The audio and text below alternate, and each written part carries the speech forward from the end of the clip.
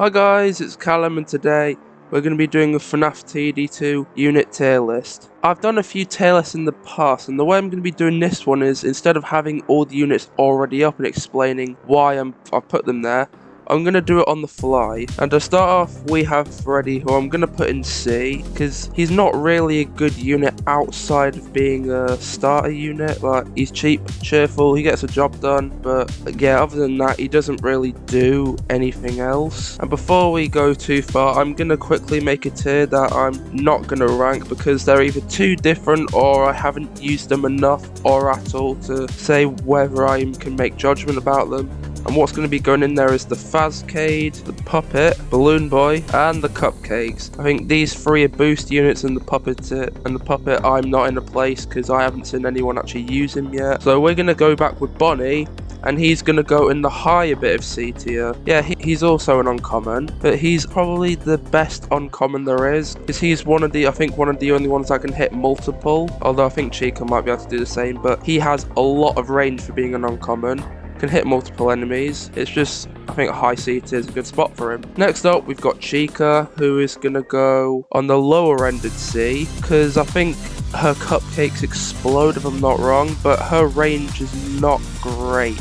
So you can only really benefit from putting her on like long pieces of track, otherwise she doesn't really do a whole lot. But yeah, Chica's a somewhat basic unit, so what can you say? Now we have Foxy. I'm probably going to put in the high D tier. For being the cover of the game for a bit, he's not a very good unit. He attacks quite well in the very small range that he has, but with the range that he has, that as a whole puts him into D. And considering he's the worst uncommon, it's kind of hard not to put him in D. Anyways, we're moving on to Endo. I don't know too much about him, but I think I know enough to put him in slightly higher C tier. If I'm not wrong, he works a little bit like he does in the first game, but he also attacks. His attacks, well, could be better, but also having the ability to buff everyone around you, that makes him better than Freddy, that makes him better than Foxy, and he's a mythic unit, he costs 1,000, I think you can place 2 down. Basically a slightly better version of the last game, but his buffs aren't as good. If he was the same as the last game, I'd probably put him in A tier, but this new version leaves a lot to be desired. Next we've got our very first hero, and our only hero, which is Golden Freddy. And I'm torn whether to put him in high B tier or low A tier, because if you bring this guy into a night, he's going to be helpful, but you won't be able to use him to his full potential. But in Endless, he's a different story. I think for the sake of the video that we're not going to get too many units in the high tier, I think I'm going to put him in low A tier. In fact, his ability alone keeps him in A. The thing about his ability, I'm not sure if it's unlocked once you reach a certain level, but his ability alone, screaming, stunning everything, kind of keeps the whole board uncrowded for a while. And if you've got a few units scattered all around, it'll give them time to also kill the stunned units, and that's always a good idea if you've got a Golden Freddy. Also, if you stick a Haywire on him, he is an absolute menace. Next we've got Toy Fredo, the gamer. He's going to go in probably mid B tier. He's probably the standard definition of mid, but in a good way. He is, in my opinion, the best epic card, and that's probably for a good reason. Shotgun deals quite a bit of damage. He's basically an upgraded Bonnie in a way, but he does more damage. I think he gets more range as well. I guess that just automatically puts him in B. Now we got Toy Chica. She's one that I have not seen until recently, and I think she deserves low B tier. But if the next update doesn't have any characters like her, she is likely going to go up to A, because to my knowledge, she's the only slowdown character in the game. And I think that by itself is like, wow, she's got to be good, right? I looked at her and apparently her slowdown isn't that strong. I think it's only reduces speed by 10%, 15%. Don't think it's any higher than that. Still, slowdown units are always good in the game where getting as much damage as possible is the main goal. Now we got one of my main characters, Toy Bonnie. I'm not too sure whether to put him ahead of Toy Freddy or not, because in my experience using him, he's been good, but the only reason I keep him around over Toy Freddy in my team is because I have the shiny version of him. And also, you probably have noticed quite a lot of the units in here don't look like the normal counterparts. I've had to use their shiny counterparts because I couldn't find the renders of the normal ones. But yeah, Toy Bonnie, he's pretty much the same as normal Bonnie, but more range, more damage. I think you place 4 down. I think most of these units you can place quite a few down. So yeah, I'll just leave Toy Bonnie there. Next we've got Withered Freddy. Oh boy, this guy is a menace. High 80 immediately. This is probably going to come off a bit biased, but I'm an absolute sucker for the low cooldown, low damage enemies. I mean, you might get put off by like 30 damage, that's not even that good.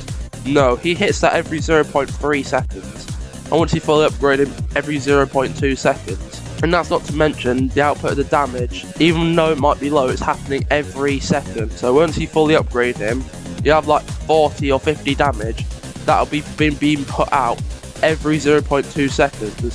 So that'll be 200 or 250 damage every second. Did I mention you can hit multiple enemies as well? And you can place them down, I think, either twice or 3 times. Instant high A in my book. Now we've got, in my opinion, the king of free-to-play currently, and that is Withered Bonnie going in God. This might seem a bit off because Golden Freddy and Withered Freddy are kind of the same. If not, Golden Freddy's a bit better by himself. But the thing that puts Withered Bonnie above all, you can place him down 3 times. His damage output's ridiculous. His cooldown is very, very good. His range is ridiculous.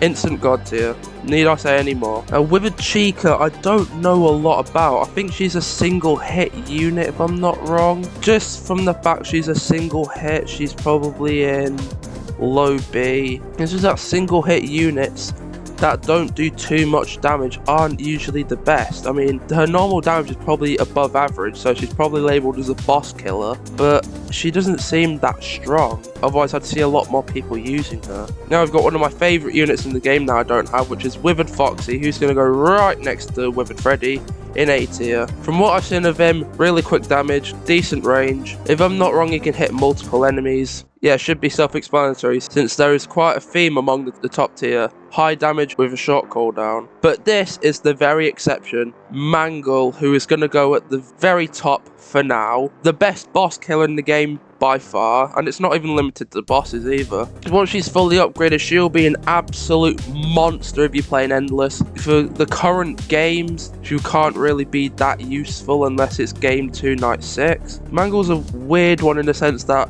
she's extremely good, but you might not think so just looking at her, but she is very, very good. Her level 1 I think is 500 damage.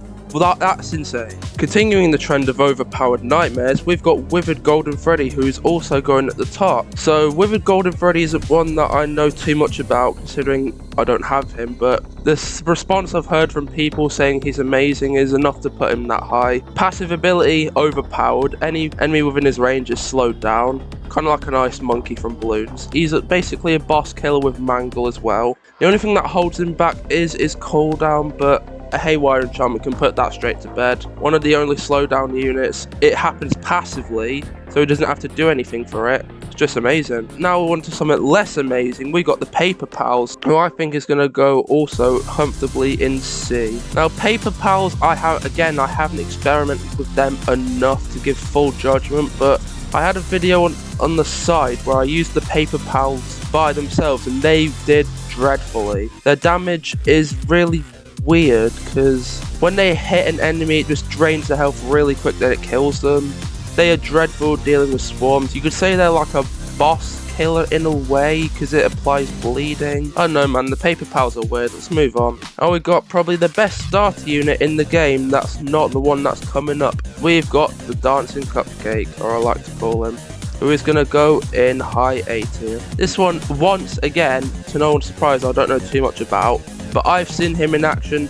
He is great for a start of the unit. I'm pretty sure he hits multiple, he has a good cooldown, good range, fairly simple starter unit, enough said. Shadow Freddy, low. Very low A tier. Secret has a really weird thing where it can't really be seen when you place it down. Shadow Freddy I think is also another unit where it can hit multiple enemies at once. And from what I've seen, he does a pretty good job at it. Fairly good damage. I'm not too sure what his passive ability is, or even if he has one, but even without knowing his passive ability, he's a good A. Next, we've got arguably the most broken unit in the game, and my number 1 currently is Purple Guy, which is going to be my Mangle. There we go.